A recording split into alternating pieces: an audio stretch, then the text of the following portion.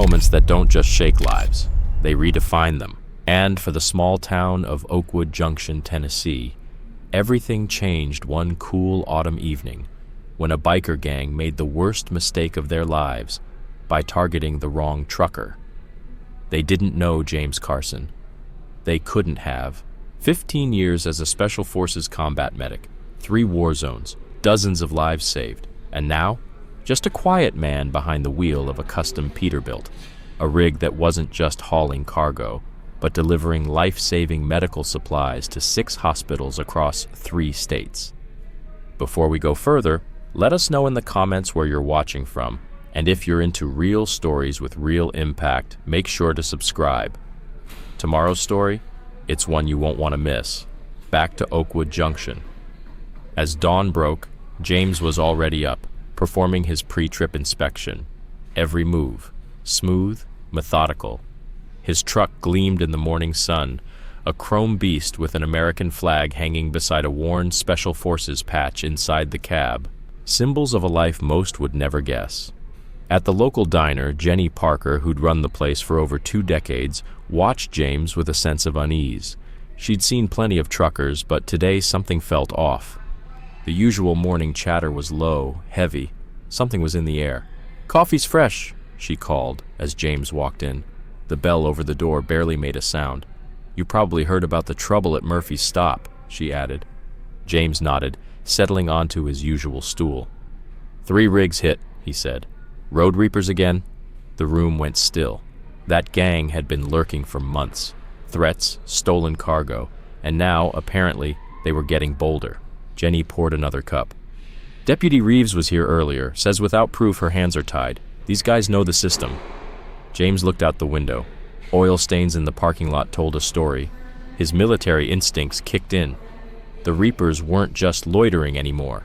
They were tracking, patterning, planning. Just then, Bobby Wilson, a rookie trucker James had mentored, burst through the door, out of breath and wide-eyed. "Mr. Carson, you've got to see this," he said, shoving his phone forward. A flood of social media posts, hijackings, targeted hits, and not just any cargo, mostly medical supplies. James felt the weight of his manifest in his jacket pocket. Vital meds headed straight for St. Mary's Children's Hospital, the kind of cargo that could fetch a fortune on the black market. Then came the sound that changed everything. The low, rumbling growl of approaching motorcycles. 3 of them, Road Reapers. Jenny's hand instinctively tightened around her coffee pot. The lead rider removed his helmet. James recognized the face from law enforcement bulletins. Michael Thunder Thompson, the Reapers' leader. The man was calculating, cold, not here to bluff. "Looks like they're done playing games," Jenny muttered, glancing toward the old shotgun stashed under the counter. Thunder's gaze moved slowly across the lot, pausing on James's rig, particularly on the medical placards. James didn't flinch.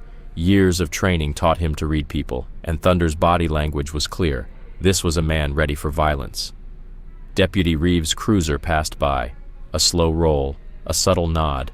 She was watching, building her case, but they both knew. The gang wasn't waiting for warrants.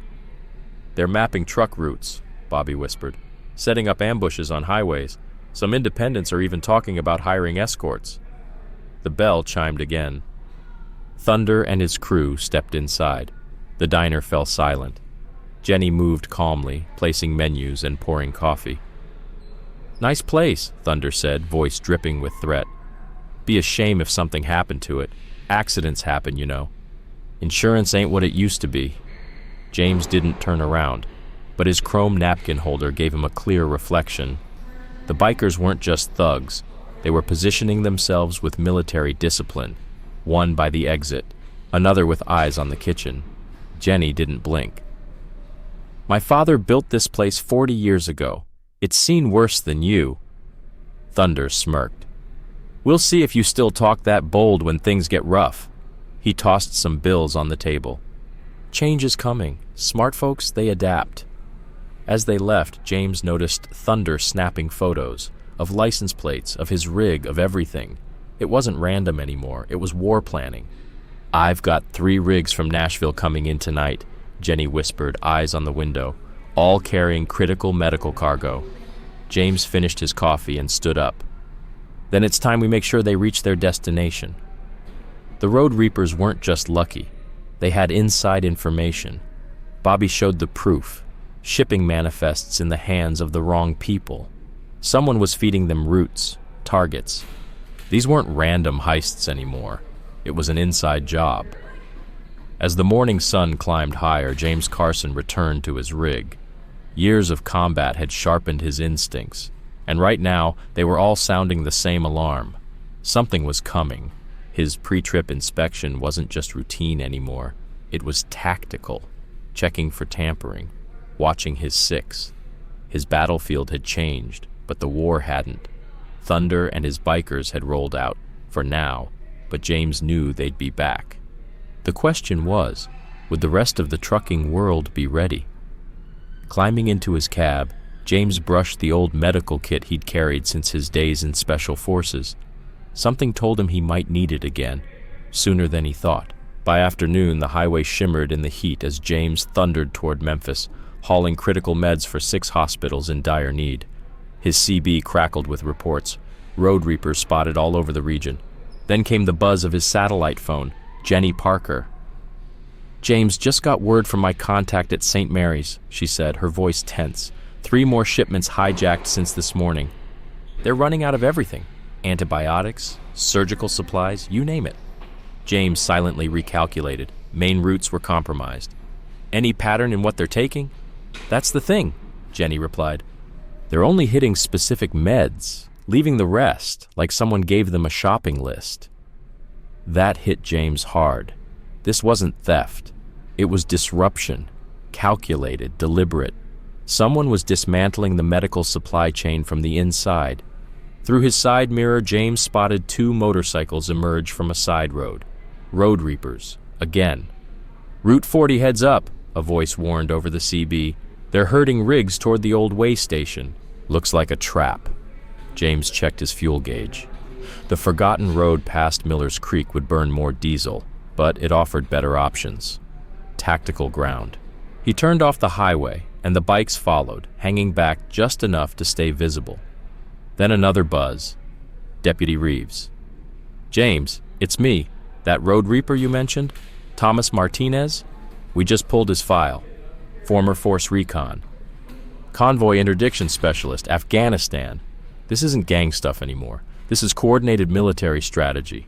James scanned the tree line. "Yeah," he muttered, "and I'm driving right through it." Ahead, another bike appeared, waving him toward a gravel turnout. James recognized the helmet.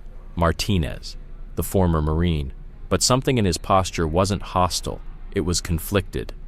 James slowed, but not because they told him to. He'd already spotted the signs. Fresh oil trails, hidden tire marks, bikers waiting in ambush. As he eased the Peterbilt to the shoulder, he locked the brakes and stepped out calmly. His eyes swept the terrain. 4 more bikes emerged. Predictable. "It's nothing personal," Martinez called out, removing his helmet. "Just business. Boss wants to talk." "About your cargo routing."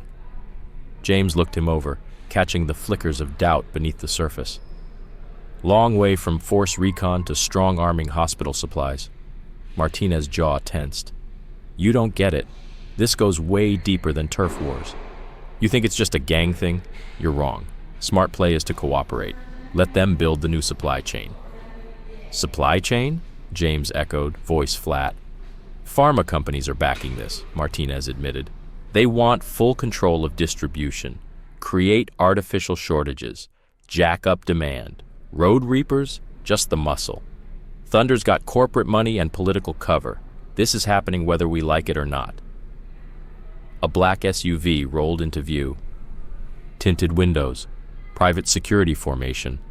The bikers shifted positions, trained, synchronized, the back window lowered. "Mr. Carson," a calm voice said from inside, "your military background is impressive. Special Forces medics are valuable assets. There's a place for you in this new network." James didn't blink. "I could say the same about Force Recon, using veterans to terrorize civilians. Bold business model." The old system is chaos, the voice continued. Unregulated, inefficient. We're bringing order, progress, structure. And what about the patients? James asked coldly. What about the kids at St. Mary's? Just collateral in your version of progress? The SUV's door creaked open. A man in a tailored suit stepped halfway out, shielded behind the armored door. We're building something bigger than individuals, he said smoothly. The future of medical distribution will be centralized, streamlined, and yes, profitable. James didn't move, but every instinct in his body had already mapped the fight. This wasn't a gang problem anymore. This was war. You can be part of that future. The threat hung unfinished as sirens began wailing in the distance. Martinez's radio flared to life with urgent chatter. County deputies were closing in fast from multiple directions. The man in the suit didn't wait. He slipped back into the armored SUV. Think about our offer, he called out as the window rolled up. Change is inevitable. Better to be on the winning side. The vehicle reversed calmly, disappearing down the concealed path. Martinez didn't follow right away. He lingered, watching the SUV vanish, then looked back at James. They're not bluffing, he said. Thunder's got federal connections, corporate cash. They've bought protection at every level. James met his eyes. That why you signed on? Looking to be on the winning side? Something flickered across Martinez's face, a hint of regret. It started as a paycheck, he admitted. Just money. But now, he looked down the road where the SUV had gone. Let's just say some of us are having second thoughts. But getting out? That's a whole other thing. The sirens were growing louder now. Martinez fired up his bike. Watch your back, Carson. And watch your friends at that truck stop. Things are about to get serious. The roar of engines faded into the distance. James reached for his phone. Jenny, he said, you were right. I just met one of their corporate handlers. This isn't about stealing meds. It's a full-blown hostile takeover of the entire distribution network. Already on it, Jenny replied, cool and focused. The tone reminded James of the few times she'd hinted at her old intel work. I've got contacts pulling data on 3 new pharma supply firms, all popped up last month, and all funded through some very suspicious channels.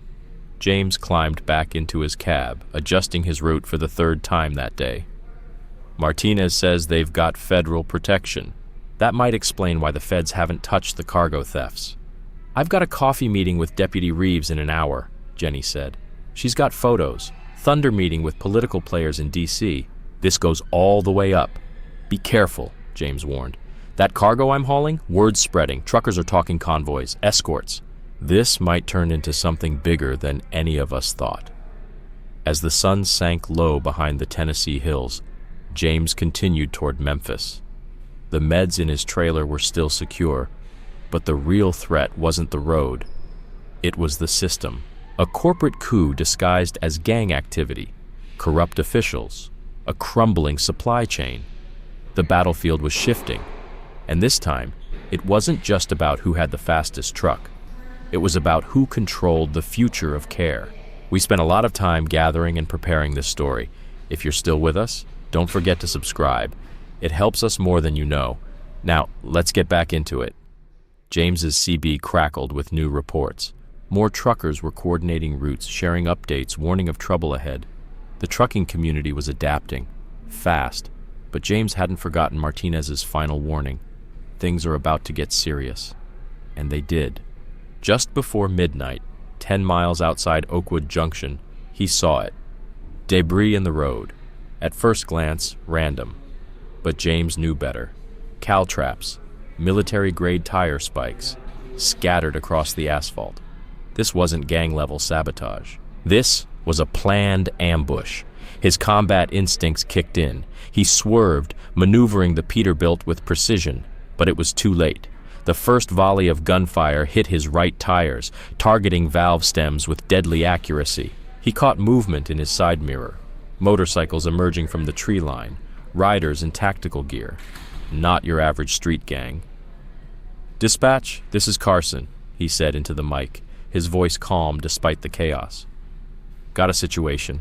Highway 40, mile marker 127, multiple hostiles, military-grade weapons. Jenny's voice crackled through. Copy that. Deputy Reeves is inbound. Backup's on the way. We've got 3 rigs heading your direction. His truck shuddered as the last of the tires gave out. James eased it onto the shoulder, guiding it to a controlled stop. Through the windshield, he spotted their positions. Trained, calculated. These were pros. He reached for his med kit. Muscle memory. Then came the voice. Final warning, Carson! Thunder bellowed through a megaphone. Step out! Walk away! This is bigger than you! But before James could respond, a scream tore through the dark. One of the Reapers had hit a caltrap in the chaos. High speed. Hard crash. The biker's body slammed into the pavement. The snap of bone was unmistakable. Man down! Martinez's voice rang out as he sprinted to the fallen rider. He's bleeding out! James didn't hesitate. He grabbed his medical kit, stepped down with hands raised. I'm a medic! Let me help! Guns swung in his direction. But Thunder hesitated. He heard it too. The gurgling breath, the crackling lung. Serious trauma. Stand down! Thunder finally barked. Let him through! James moved fast, calm, assessing. Young rider, early 20s, expensive gear, chest trauma, labored breathing. Tension pneumothorax, James muttered. Broken ribs. I need to relieve pressure, or that lung collapses. Martinez crouched beside him, watching every move. Recognition flickered in his eyes. Kandahar, he said quietly. You were there. That medic team that pulled the Marines out. That was you, wasn't it?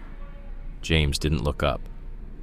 2nd Battalion, 3rd Group, 18 months in sector. We saved who we could. And tonight, on a highway deep in Tennessee, those battlefield skills were needed again. Thunder paced near the tree line, phone to his ear, tension written all over him.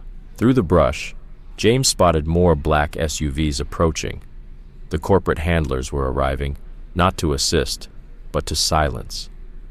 They won't let him live, Martinez muttered, helping James stabilize the wounded biker. He's a liability now. They don't leave witnesses! Just then, SUV headlights swept across the field, followed by a chilling sound. Suppressors being attached to rifles. The cleanup crew had arrived. 2 minutes out, Jenny's voice crackled over the radio. 6 rigs incoming. Reeves is right behind them. Hold your ground. The injured Reaper clutched James's arm, his voice weak but desperate. Don't let them win. I know too much. The shortages, it's all planned. People are dying. On purpose. Thunder approached, his usual bravado replaced by something far more human. Fear. We've got to move him, he said. Those suits, they're not here to help. James locked eyes with Martinez. No words needed. The Marine gave a single nod. Get him in my rig, James said. The medical transport placards will buy us time. The roar of diesel engines grew louder as the convoy approached. A wall of chrome and steel, led by truckers now united. Over the CB, James heard drivers coordinating, forming a barricade on wheels. Make your choice, Thunder, James warned as he secured the wounded biker. Your corporate friends just showed up to wipe the slate clean, and you're part of that slate. Thunder glanced between the young man bleeding out, the SUVs, and the growing convoy. Years of gang loyalty collided with a new, brutal truth. He'd been used. Martinez, get him loaded, he barked. Everyone else, form up. We're not letting these bastards flank us. Chaos erupted as forces collided. The corporate tactical team emerged from their vehicles, only to be met with headlights, engines, and raised voices. A line of trucks blocked the road. Deputy Reeves pulled in, her lights flashing across the night. Jenny's voice came through every radio channel. State police are en route. Somebody just leaked photos of pharma execs shaking hands with known crime figures. Media's already on it. The suits retreated fast, their cleanup operation exposed. Thunder watched them go, betrayal sinking in. Get him to the hospital, he told James. Martinez, stay with him. Keep him breathing. He turned back to his crew. Rest of you, saddle up. We've got to rethink who we're working for. James's Peterbilt merged into the convoy, its trailer now a life-saving vessel. In the sleeper cab, Martinez stabilized their rider. "These guys," he said quietly, "they're stockpiling meds, letting hospitals run dry so they can profit off chaos. I've been holding it in for weeks." Ahead, Deputy Reeves led the charge. Jenny coordinated with emergency services like a battlefield commander. Her old intel skills were on full display. "It's not just this state," Martinez continued. 6 states, corrupt cops, bought politicians. We've been muscle for something a whole lot darker." James checked the unconscious rider. "Sounds like we've got a war on our hands." The injured man stirred. "My phone," he whispered. "The manifest, schedules, names, everything's there." Martinez found it tucked in a hidden pocket. A digital gold mine. This could take the whole thing down. As dawn broke, the hospital came into view. Deputy Reeves had cleared the way. Paramedics rushed to unload the patient. James stepped back, watching as Thunder's gang, now protectors, formed a security ring around the ER. Jenny met him at the doors, her face grim. They're already spinning it as a gang fight, but they have no idea what's on that phone. Inside, Martinez paced like a soldier on watch, scanning exits, visualizing threats. James recognized it, the battlefield mindset. This wasn't just about cargo anymore. This was about truth, about taking down a system built on suffering. Across the parking lot, Thunder barked orders to his crew. "Hope you're ready for a real fight, Carson. It's just getting started." James opened his med kit, checked his gear, and glanced toward the rising sun. "Been ready," he said flatly. "Sometimes the best cure is cutting the disease out at the root." The evidence was damning. Corporate emails, secret photos, and spreadsheets that exposed a calculated plan, artificial shortages, manufactured crises. Jenny laid it all out on the table for James. "They're stockpiling specific medications," she said, flipping through data. "Insulin, heart meds, antibiotics. Then they sell emergency shipments back to hospitals at 10 times the price, while patients suffer." Deputy Reeves arrived, her jaw tight with frustration. "Just got pulled into the captain's office. Pressure from the top. They're trying to shut us down. Somebody's pulling strings at the state level." Through the hospital windows, they saw Martinez still standing guard over the injured Reaper, the young man who'd survived surgery, but not without risk. Corporate hit teams had already made 2 attempts to breach his room. Thunder's men were now stationed in the hallways, patrolling alongside hospital security, a temporary but powerful alliance. "They're moving fast," James noted, watching several black SUVs circle the block. "They want to bury this before the truth spreads." Jenny's phone buzzed, more encrypted messages from her network. 3 more hospitals just declared critical shortages. They're tightening the noose, forcing administrators to accept inflated emergency shipments. The roar of approaching bikes cut through the tension. But these weren't Thunder's men. These were Reapers still wearing corporate-issued security badges. Thunder stepped out of the hospital, his expression darkening as he faced his former crew. "Last chance," the lead rider called. "Corp says this all disappears, if you take care of Carson and the evidence. Otherwise," he nodded toward the hospital. "Accidents happen, even in protected wards." James watched Thunder closely. The man had spent the night staring at hard truths about who he'd served, who he'd been used by. Now he had to choose. Thunder stepped forward. "Tell your bosses something from me," he said, loud enough for everyone to hear. "The Road Reapers don't take orders from them anymore. We ride our own road now." The corporate Reapers revved their engines, trying to intimidate. But suddenly the lot shifted. Independent truckers had maneuvered their rigs into blocking positions, cutting off escape routes. Chrome and steel locked them in. "This isn't just about your gang anymore," James said. "They're letting people die for profit. Every driver here has seen it. Hospitals going dry while warehouses stay full." Martinez emerged from the hospital, standing beside Thunder. "We've got the manifests, shipping schedules, proof of corporate orders to target civilian drivers. Time to pick a side." The opposing gang leader reached into his jacket, but never got the chance. Thunder's men had him covered instantly, coordinated, disciplined. These weren't punks, they were professionals. "Think hard," Jenny added, lifting her phone. "Everything on here is already backed up. My intel contacts are watching closely. Corporate executives hiring outlaw bikers to attack medical trucks? That story writes itself.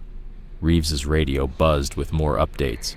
Reapers are splintering, she announced. Some are choosing Thunder, others sticking with the corporate paycheck. We've got activity at multiple locations. Jenny glanced at new intel. Reports of corporate teams destroying independent rigs in 3 states, trying to force every trucker into their shipping network. James's satellite phone buzzed. Bobby Wilson. They just hit the truck stop, Bobby reported out of breath. Corporate goons and reapers, torching rigs, threatening anyone who won't sign their contracts. Thunder turned, face carved in stone. He mounted his bike. Time to remind them what the Reaper name really means. He looked at James. Guess we're riding together now. Jenny was already issuing commands through multiple encrypted lines. 6 hospitals are counting on today's deliveries. If those shipments don't make it, they'll make it, James said, heading for his rig. Deputy, how many people can you trust without going through official channels? 15, Reeves replied. Good people. They've seen what this crisis is doing to their families, their neighbors, their inn. The corporate reapers stood tense, surrounded, outnumbered, and unsure. This wasn't what they signed up for. They weren't facing a rival gang. They were staring down veterans, medics, law enforcement, and a united front of America's hardest working drivers. Last chance, Thunder told them. Walk away. Tell your masters they wanted a war? They've got one.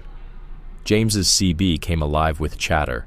Truckers across the region were organizing. Convoys formed around critical deliveries. Real-time intel flowed. The highways were transforming, not into war zones, but into corridors of resistance. We're not just fighting for freight, James told the gathered defenders. Every delay puts lives at risk. They thought they could buy our roads, own our cargo, control our decisions. But they forgot one thing. He turned to the line of trucks, the roar of more diesel engines growing louder in the distance. You push working people too far. We push back. Rigs from all over rolled in. Competitors turned allies. Freightliners, tankers, flatbeds, all forming a fortress on wheels around the hospital. Chrome shields for the truth. Jenny tracked corporate movement with military precision. James checked his rig one last time, feeling the weight of the moment. The battle wasn't just about medicine anymore. It was about justice, and it had just begun. Title: The Stand That Changed Everything. It started with sabotage. Corporate-backed mercenaries torching rigs and destroying critical medical shipments to break independent drivers and seize control. But they didn't count on what came next. Deputy Reeves set up emergency checkpoints. Thunder and his riders, once outlaws, now stood as defenders. James Carson, a former Special Forces medic-turned-trucker, knew this wasn't just intimidation. It was war. And they were ready. As corporate forces hit the truck stop, James and his convoy executed a perfectly coordinated defense. From crop duster flyovers to tactical truck formations, they overwhelmed the attackers, not with firepower, but with precision, unity, and purpose. Jenny, once military intelligence, exposed the truth. Corporations were engineering medication shortages and price spikes, risking lives for profit. With live-streamed evidence and secured backups, they turned public opinion and forced investigations. Every attempt by corporate forces to spin the story or crush the resistance only strengthened the movement. Independent drivers formed convoys. Thunder's riders protected hospitals. Martinez trained civilians in tactical defense. When corporate leaders tried bribery, intimidation, and finally force, including private military contractors, they were met by a nationwide network of prepared, organized communities. Federal agents stepped in as whistleblowers revealed spreadsheets calculating patient deaths as market adjustment. Executives were arrested, corporate assets were seized, and something new was born. Community-run medical production centers replaced centralized control. Medications became cleaner, cheaper, and more accessible. Independent truckers delivered them directly to hospitals. Crime dropped. Public health improved. James, Thunder, Martinez, Jenny, and thousands of ordinary people proved a simple truth. Real strength doesn't come from money or intimidation. It comes from communities that protect their own. From highways to hospital corridors, from sabotage to systemic change, this was more than a rebellion. It was a revolution. And it started at one truck stop that said, "Enough.